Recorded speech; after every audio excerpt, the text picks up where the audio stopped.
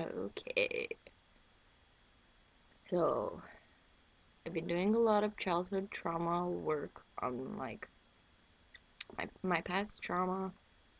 It's a big interest of mine, even since I was a kid, kind of, but especially since I was a teenager, I've been really interested in it and I've learned more and more about it. And in the past maybe 4 years or 5 years, I've like gradually um, learned a lot more about how it works and how to do it, and I've been working through a lot of my own trauma. So, um, especially the the most helpful method that I've gotten to um, is Teal Swan's completion process.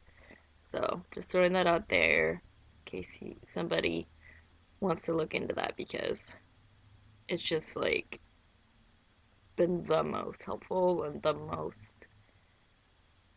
best at like actually resolving it so that that problem goes away and you're not just constantly dealing with it and not knowing how to get over it. Like, so, God, that's amazing. So, I just figured out the coolest, most helpful thing. I've been having, oh my God, like, I just had an epiphany. Trying to figure out where to start and how to describe everything. Like, okay, so I figured out that, like, I finally realized that I must have had, like, I'd been holding on to this trauma since, from when my grandpa died when I was a kid. Okay, this is like something that I've never thought about, and I mean, I was really young, like 2 or 3, and I only have a couple memories from that time. Excuse me.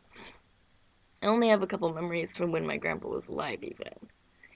And I never seemed to be as upset about it as other people. And it was a big event in my family. Everybody loved him, and he was like a huge part of our lives. And my only real memory of him, well, two memories. One was sitting on his lap when I was a kid, and he would have these pens in his pocket that were really pokey, and then he would take them out for me because they were pokey. For some reason, that was like extremely meaningful to me. The fact that he cared enough or wanted to hold me and wanted me to be comfortable. And I just remember him being like really safe, feeling really safe, being able to be on his lap. And um, yeah, my other memory of him was these funny songs that he would sing. Like he liked his old country music and that Peg Leg Pete song. And I don't know, I guess he was just fun and nice to be with, and he always took care of me. One other memory was my cousin had all these Legos set up in an elaborate Lego town, and he didn't want me to play with them, but my grandpa made him let me play with them. So, yeah, that's the kind of stuff I remember about him. Just a couple memories, and anyway, I remember at some kind of not I don't remember the funeral really, but I remember some kind of funeral reception thing, where people bring kinds of food. Everyone was at my grandma's house and crying and stuff. And I just remember this one moment looking at my cousin. Um, I won't say who, just to not be mean to them, but they were like crying, and I don't remember what they were saying, but I remember being really angry at them that they weren't being stronger and that I'm a little kid and they were like pushing their emotions off on me and no one was being strong for me. Nobody was doing anything for me. And it's like I just had this epiphany because I don't remember a lot about that time, but I just realized like everyone was super affected and everyone was going through grief. And like the feeling of grief, and I'm really empathic. Like I feel the pain of the people around me. And every single person in my whole life and in my whole family was in deep pain. And I couldn't do anything to help it. It's excruciating to feel like every single person in your world is like feels depressed and just like this loss. And it's crazy because I was having that feeling yesterday, just like something fairly innocuous triggered me to start having these feelings, and I was feeling that, like I was feeling like everyone that I live with was like hurt, and I was feeling just like this horrible loss and feeling like just stuck in the loss, not being able to do anything to help. And I've known about that, like that I wanted to help, and I always feel like I wanted to help my parents especially, and it's like I really felt their pain.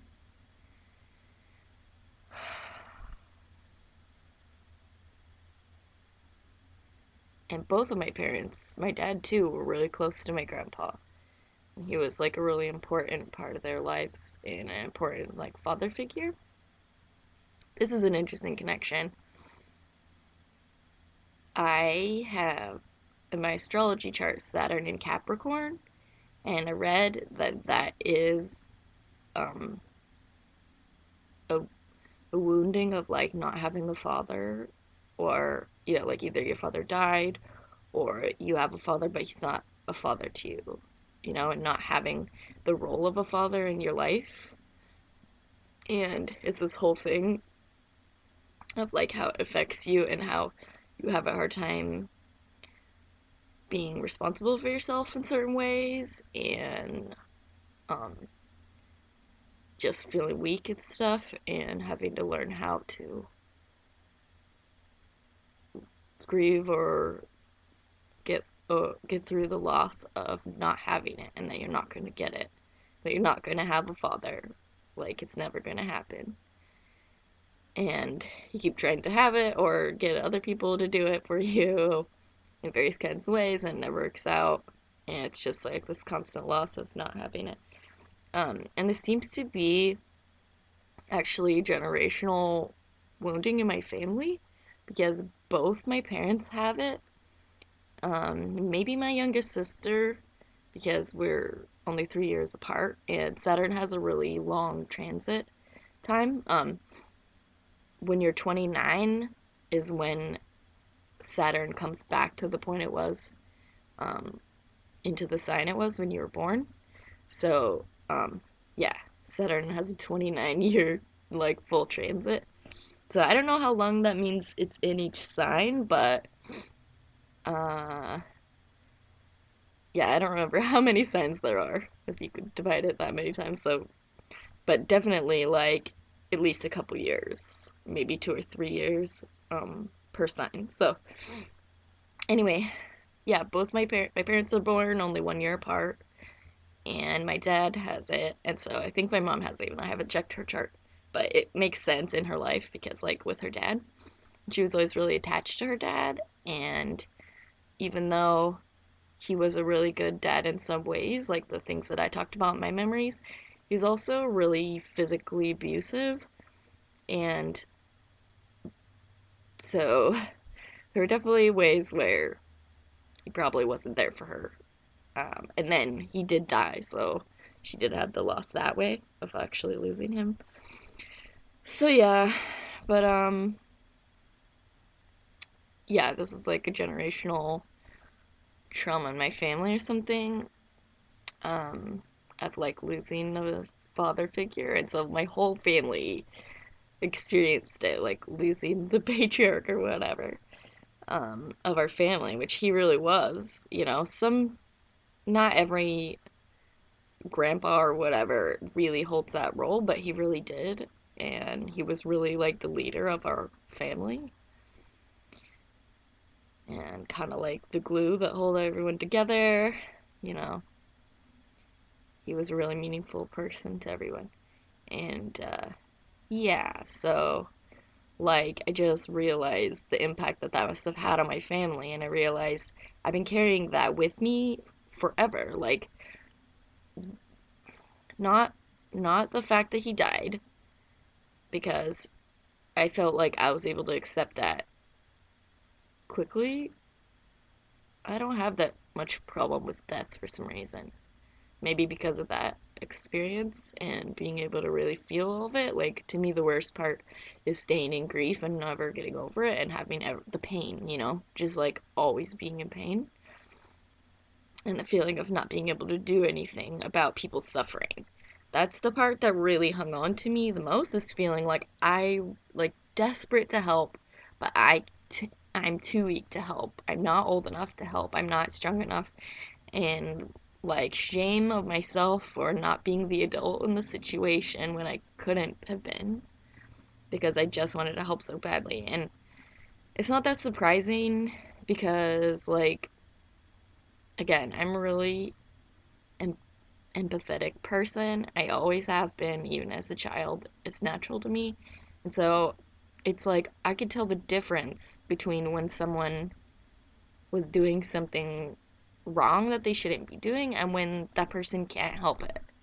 And it's like I was most likely neglected, because people in grief, like,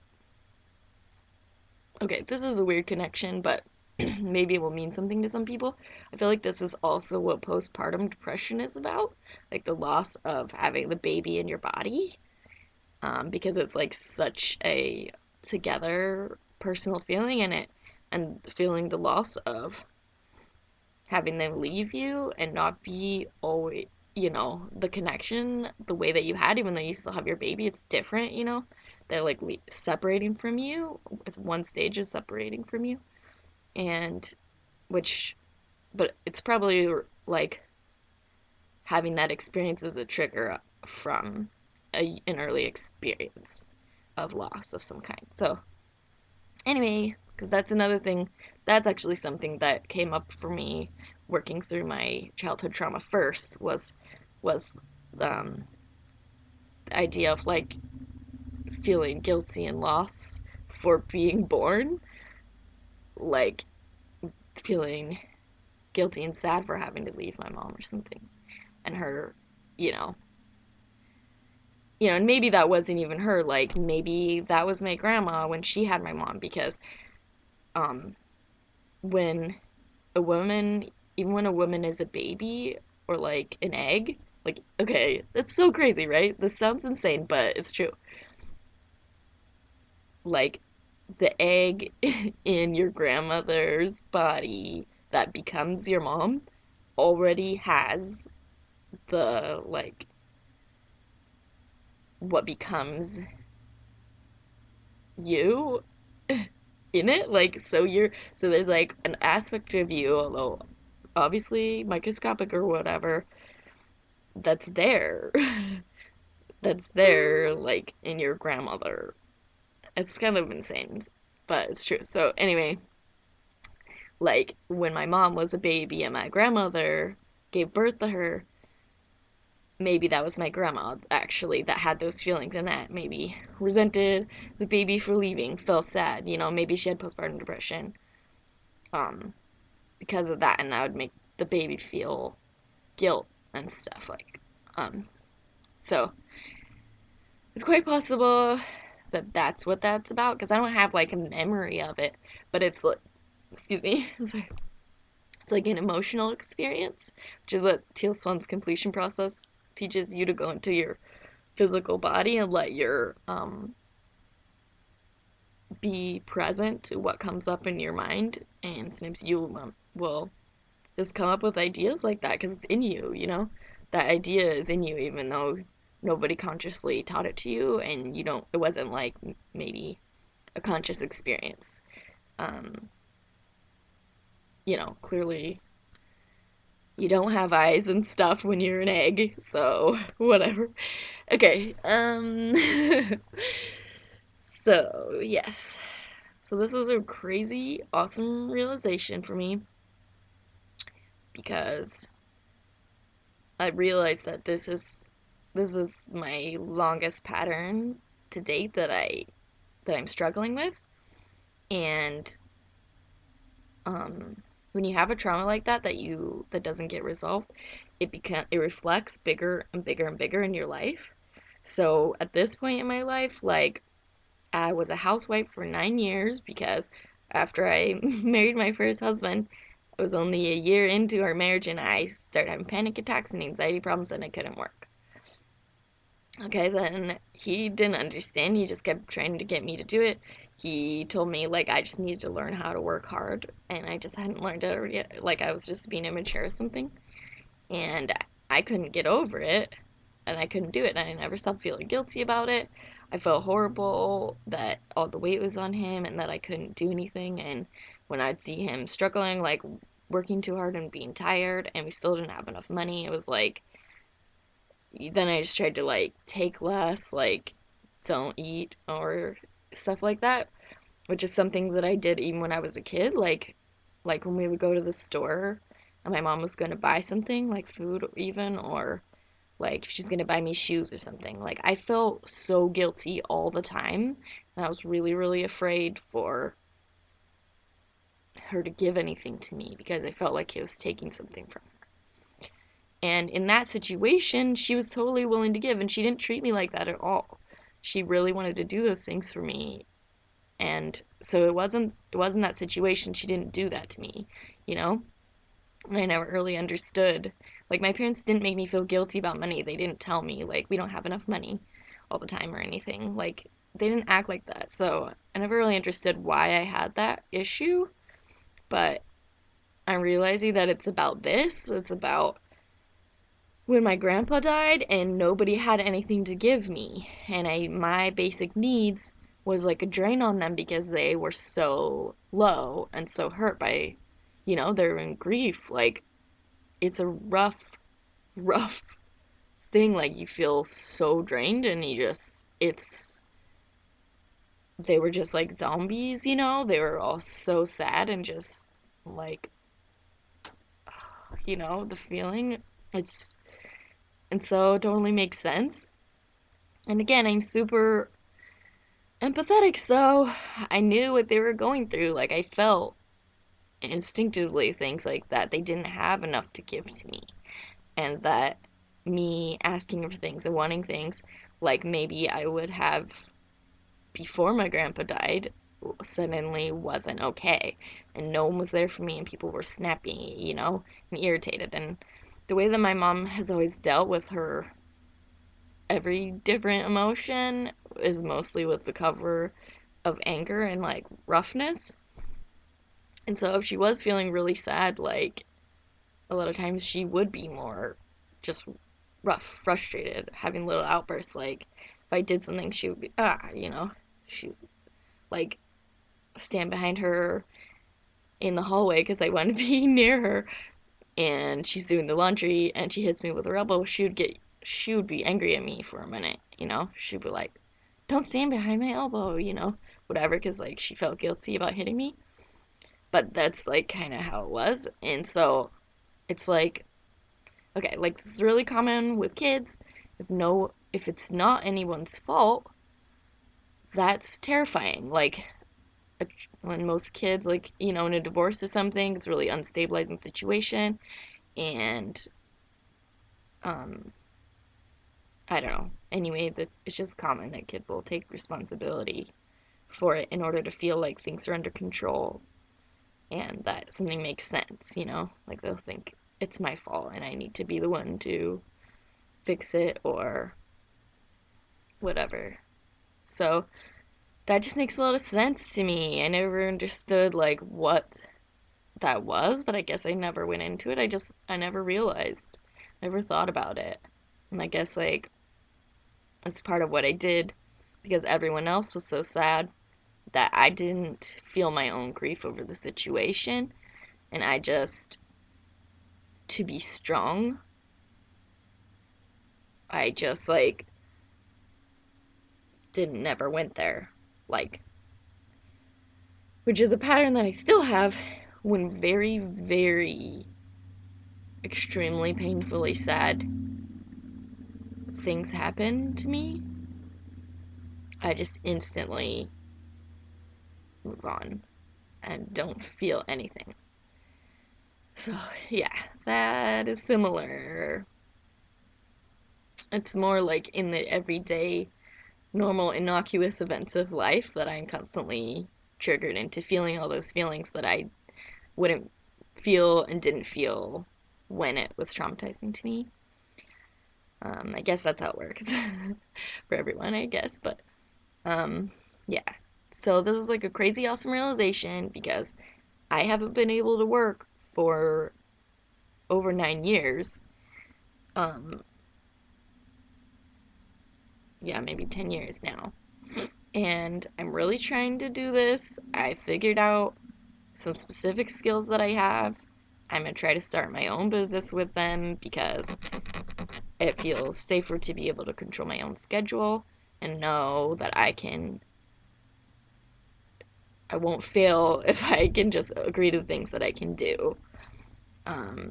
Because I'm afraid of not being able to do it again and like, just being a failure and fucking it up and everything and having it not be okay, not knowing how to get out of it and all this stuff.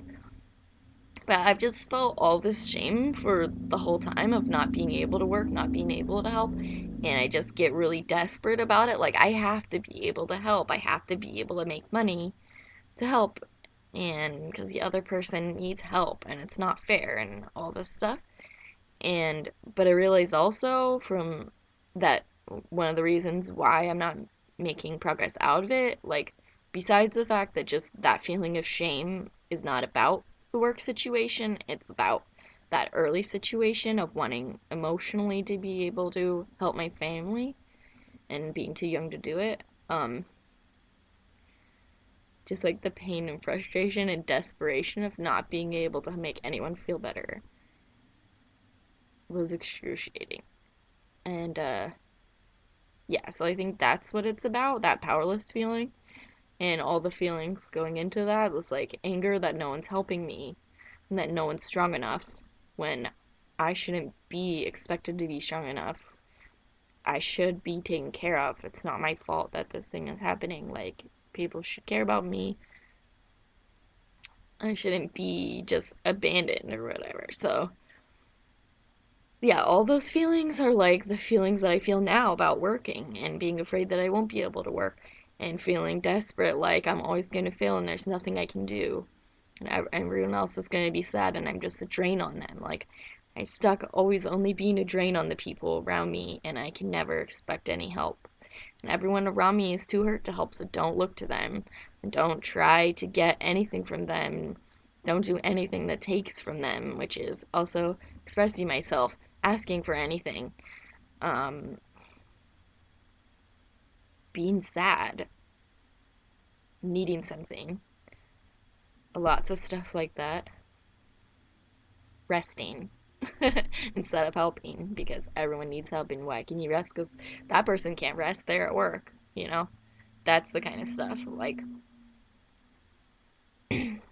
so yeah, like, this is a huge epiphany, and I hope this will help my anxiety to be able to understand where this is really coming from because it's been a really overwhelming feeling and I just get panicked and I get panicked and desperate and I just try to like do some impulsive thing to try to make money that doesn't work because I'm so desperate and can't think to do something practical.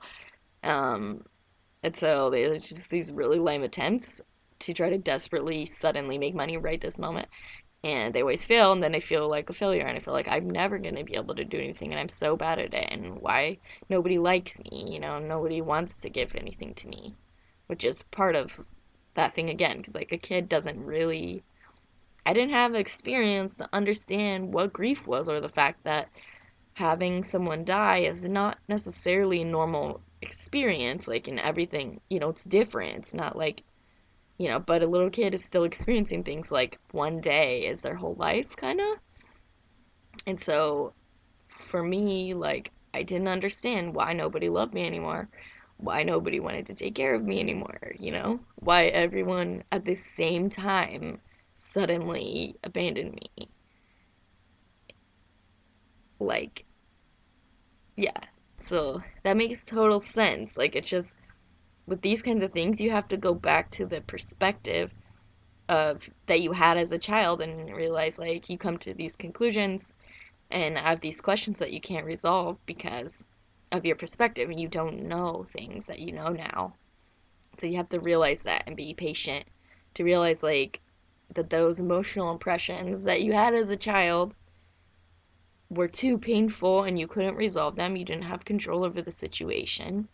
That is true. You were a victim to your circumstances. That is accurate when you're a child. So that needs to be recognized. You can't begrudge yourself as a child, and those emotions that come from that for not being God or something, and not being like everything that you know now as an adult. What you can do is use your adult knowledge now to bring awareness to that childhood circumstance, to have compassion, and now as an adult be able to realize like it wasn't my fault, you know, and to finally let yourself feel those feelings, knowing that you're safe now, knowing that things can be better, knowing that you're not trapped in them forever if you feel them, Like, it's literally a matter of survival as a child to repress those feelings when it's torture. Like, and I don't know how long it went on that everyone was affected by that. Maybe forever. Like, my family doesn't seem to be super good at dealing with emotional problems. There are a lot of problems that just seem to keep going on. No one really knows what to do about it. And it's not just their fault. Like, it's very common, and even like professional psychology now is still in some very early stages and they're not that good. They know some stuff, but there's some very important things that they just aren't helping people with yet, and they're working on it, and society and people as a whole are growing and realizing more things, but you know that's just the situation. Not saying that my family is worse than everyone else, because they were a really good family in a lot of ways. I love them all. And that's just what the situation was, you know? Which is what I like to call acceptance, the end of the grief process. Wow. Yeah, so I'm sure I still have some feelings coming up about that as like it sort of processes in my mind to make these kind of connections from now to then. Like to realize like this is a direct connection emotionally from that moment to this moment, as if there's no, as if there no time has passed, like that is happening to me now kind of feeling. Oh, but being able to like get an awareness of that instead of just being in it and without realizing is super amazing. So anyway, I hope like a lot of that made sense. I was really excited and I wanted to get this out and express myself while I'm feeling like just really amazed and grateful and excited about the prospect of releasing this feeling, realizing that I'm not trapped in it now and it's not true now anymore. It doesn't have to be true anymore. That was a very different circumstance and things are better now than they were before. And being able to realize that and let go of that pain that holds you in a prison, like Now I can see I can see where I can go from here without being all like haunted by these memories or whatever. So, yeah. Anyway, I just want to say one last thing that the most important part of this process, this like soul retrieval process, is what some people call it, or inner child work, the most important part of being able to release it is letting yourself feel it completely. Feel the feelings in your body. Be with yourself. Just be there. And if you have memories or impressions of how you felt as a child or what was happening and the effect on you, like, try to gently, like, intuitively be there for the child. Like, imagine being there for yourself. Imagine, like, what would feel good to that child and what they needed. And let yourself do that. Love yourself. Like, love that part of you that never got the help that it needed and give it to it now. Give it to yourself now. Okay? That's how you do it. So, all right. I feel very happy and excited and just, so much relief from that has been the longest feeling. Goodness. So, okay. Goodbye. Good luck.